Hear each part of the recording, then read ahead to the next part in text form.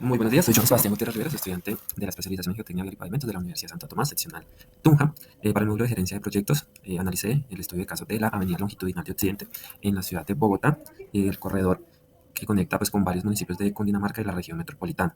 La avenida longitudinal de Occidente pues, nace en el año en la década de 1960. Inicialmente es concebida con el propósito de mejorar la movilidad y la conectividad de Bogotá con la región y pues, también a nivel nacional, especialmente pues, para los vehículos de tráfico pesado. Este proyecto pues, se contempla al margen occidental de la ciudad, ya que por este costado no se contenía una vía pues, de unas características similares y que permitía principalmente el flujo de vehículos de norte a sur de la ciudad, disminuyendo el caos de la movilidad en algunas de las vías principales y un poco más centrales. En inicio, pues así fue como concebido este proyecto. Pues nace en el año 1961 por medio del Acuerdo 38, donde se fija el Plan Piloto de Movilidad para la Ciudad de Bogotá. En este plan, pues también se contemplan otro tipo de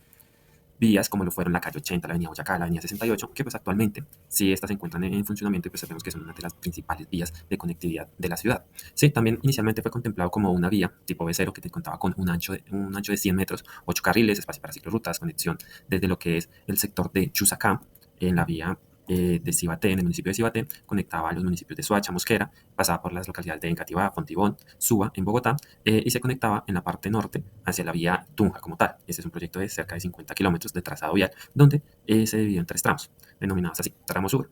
de cerca de 24 kilómetros. Este tramo pues estaba a cargo del IDU junto con el Invías. Ya un tramo central que completía todo en la zona metropolitana de Bogotá. Ese tramo está a cargo del IDU también, 6 kilómetros, y la zona norte, que son 20 kilómetros aproximadamente, así para completar estos 50 metros. Pues los costos iniciales pues, no estaban muy claramente definidos, pues, no había pues, unos estudios a detalle en su momento. Esto vino a ser un poco más adelante, cerca de la década de los 90, donde se hicieron unos estudios por parte del IDU costando más de 2.000 millones de pesos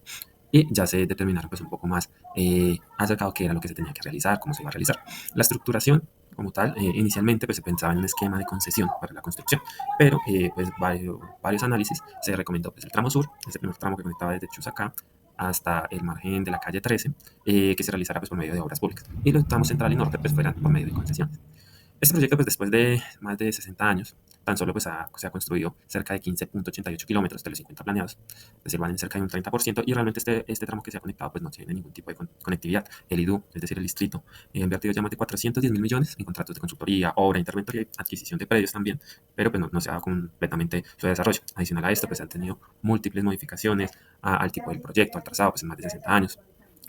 Pues han pasado diferentes administraciones distritales, lo que ha hecho que el proyecto pues sufra cada 4 años algunas modificaciones y no ha permitido pues que a la fecha de hoy se tenga pues una vía longitudinal de occidente como tal en Bogotá. Entonces acá mostramos ya un poco más a detalle los planos, la localización, perdón, de lo que son los trazados como tal.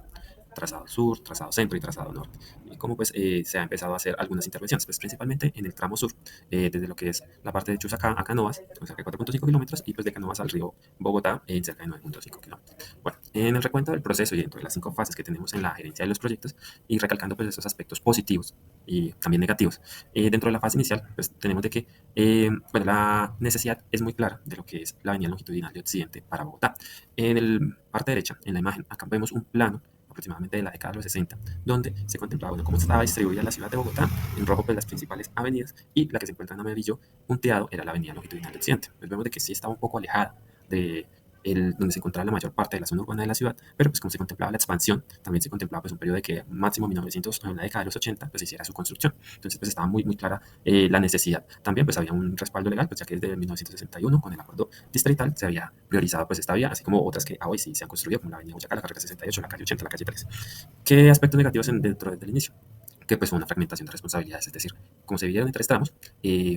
estos tres tramos fueron algunos responsabilidad del IDU, otros responsabilidad del INVIES. Entonces, esto pues no como unos acuerdos muy claros de estas entidades para decir cómo se va a desarrollar y conectar cada uno de los tramos. También pues la visión, digamos, fue susceptible a cambios de gobernantes. Entonces, este aspecto político pues, tuvo una gran influencia, que tal vez algunos alcaldes veían como este proyecto estratégico, otros no, o en el Consejo del Bogotá lo que hizo estas modificaciones. También, bueno, dentro del proceso de planeación, pues algo positivo es que sí se hicieron unos estudios a detalle. Lo negativo es que no fueron desde el inicio de su concepción o en el periodo que se tenía previsto realizar, sino fueron cerca de 30 años después, sobre la década de los 90. Sí, en la planeación se identificaron algunas restricciones, como la adquisición de predios, que era muy importante, pero tal vez dentro de esto pues, no hubo una gestión muy eficiente para la compra de todos y además de la compra mantenerlos, ya que muchos de estos predios que sí se han construido en este momento pues, son invasivos. Adicional de que en el proceso de planeación anteriormente pues, no era muy puntual los aspectos ambientales dentro los proyectos viales. Entonces, a medida del tiempo, pues, y más con la implementación de la Ley 99, después del año 1991,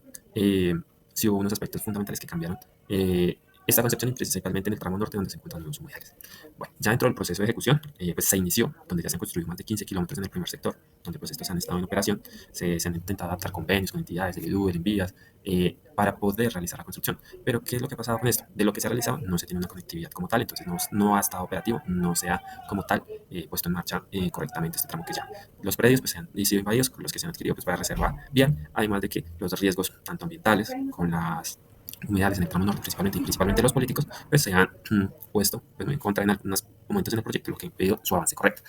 Ya dentro del proceso de monitoreo y control, pues principalmente los entes o las IAS, pues han estado en un muy claro seguimiento para identificar cuáles han sido pues, esas dificultades. Y es por esto, pues, incluso en base a esta presentación, está el informe de situación del proyecto del 2024 de la Contraloría Distrital de Bogotá, donde ellos pues, han hecho este monitoreo porque la inversión pública, en especial en la adquisición de predios, pues, ha sido muy altamente considerable. Pero no ha sido suficiente para que se siga realizando como tal el proyecto como inicialmente ha sido contemplado y que pues, se siguen disponiendo recursos para eso. Adicional, pues el tema de las licencias ambientales, esta parte con las autoridades, la CAR y el ANLA principalmente, que son los que entregan estos tipos de permisos, pues han estancado y han hecho que los procesos administrativos de aprobación hayan sido muy lentos y muy demorados. Y ya en la parte del cierre, pues como tal, no hay un cierre del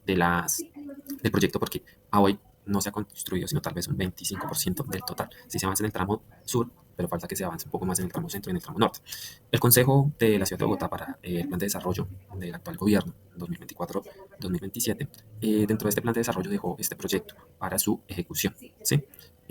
Pero como tal, lo que es hasta el tramo centro, el tramo norte todavía no está muy claramente definido. Entonces, aun cuando se han finalizado contratos, convenios que han hecho avanzar en parte del proyecto, pues como tal, no se ha podido dar un cierre completo, en especial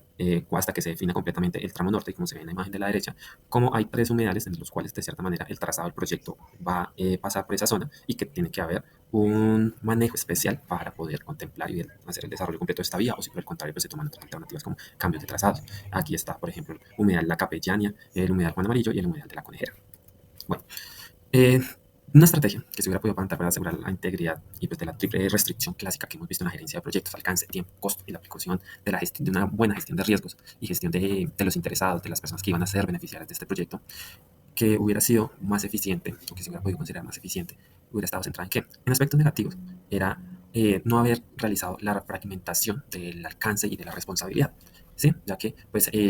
haber dicho que los tramos sur se hubiera hecho por parte principalmente del gobierno nacional y ya los tramos centro y norte por parte de los gobiernos distritales, hizo que pues no se hubiera podido desarrollar plenamente todo tal vez en un solo proyecto, que hubiera sido mucho más rápido, ya que la longitud de 50 kilómetros, pues en Colombia tenemos proyectos como la Ruta del Sol, que son 10 veces más largos, con más de 500 kilómetros, se hubiera podido realizar. Adicional, pues estas entidades, pues aunque han suscrito convenios, pues no han tenido la plena voluntad pues, para poder realizar. Segundo, pues los riesgos prediales y ambientales. En un inicio, pues no había tanta rigurosidad, pero pues hoy cada vez pues la legislación ambiental es un poco más robusta y eso ha hecho los retrasos. Y por último, es de la inutilidad del tramo construido. Si bien no se puede hacer todo el proyecto en un solo año y tiene que hacerse pues, por etapas, cada etapa debía haberse conectado una a una y pues el tramo construido no lo está. Dentro de los aspectos positivos que se tienen por resaltar, pues bueno, fueron los estudios y diseños, aunque se hicieron un poco tarde, pues fueron muy necesarios para empezar a realizar cada uno de los tramos, el apoyo y el control de los entes como la Contraloría Distrital, que siguen de manera muy detallada de que estos proyectos y la inversión de los recursos públicos principalmente pues se sigan desarrollando, y la priorización de la conexión regional. A hoy ya es el distrito no solo funciona, sino también hay una región metropolitana Bogotá-Cundinamarca, donde pues toda esta zona, la movilidad es uno de los temas claves. Allí pues bajo este modelo de planificación territorial y provincial podemos o se está implementando de que también haya más recursos y más celeridad en este proyecto. Es por eso pues, que ya están en construcción nuevamente el tramo 1 y pues se sigue desarrollando las cosas para el tramo centro y para el tramo norte. Pues en conclusión, el proyecto de la LO ejemplifica las consecuencias de una planeación débil en un inicio, también de la incertidumbre y los riesgos principalmente políticos, ambientales y prediales. ¿Sí? No hay que ser ajenos a esos riesgos políticos que realmente pues, fueron muy influenciados para decir que cada cierto cambio de administración pues hubieran cambios drásticos de tal vez de pasar un sí se va a hacer a un no se va a hacer, como por ejemplo la administración de Claudia López, que quería hacer una ciudadela del cuidado en uno de los tramos norte, que ya tenía compra de predios para la LO, y pues en esta administración del alcalde Galán pues sí hubo un cambio y ya dijeron que sí se iba a realizar. Esto retrasa demasiado el proyecto y pues no solo lo vemos con la LO en Bogotá, sino también por ejemplo el metro, que lleva más de 80 años, ¿sí? Entonces la fragmentación institucional y pues que no hubo una ruta muy crítica para definir cuál era el cronograma real de esa inversión, y pues que los recursos invertidos pues hoy no han sido suficientes. Entonces pues en la buena práctica de la gerencia pues se hubieran estudiado mejor estos riesgos ambientales, prediales ambientales y políticos para poder realizar. Si bien el proyecto tenía un periodo de tiempo de desarrollo pues, que tenía que ser considerable, pues, inicialmente su construcción fue cerca de 20 años, pues había más de 60 todavía no se ha podido realizar. Entonces, pues sí, como cierre, entonces los controles debieron pues, ser mucho más rigurosos para poder realizar y pues esperamos de que este proyecto de conectividad pueda seguirse desarrollando de la mejor manera pues, para el bien de la movilidad del Bogotá y de su región metropolitana, claramente sin afectar los humedales y toda la parte ambiental que es necesario pues, para nuestro entorno.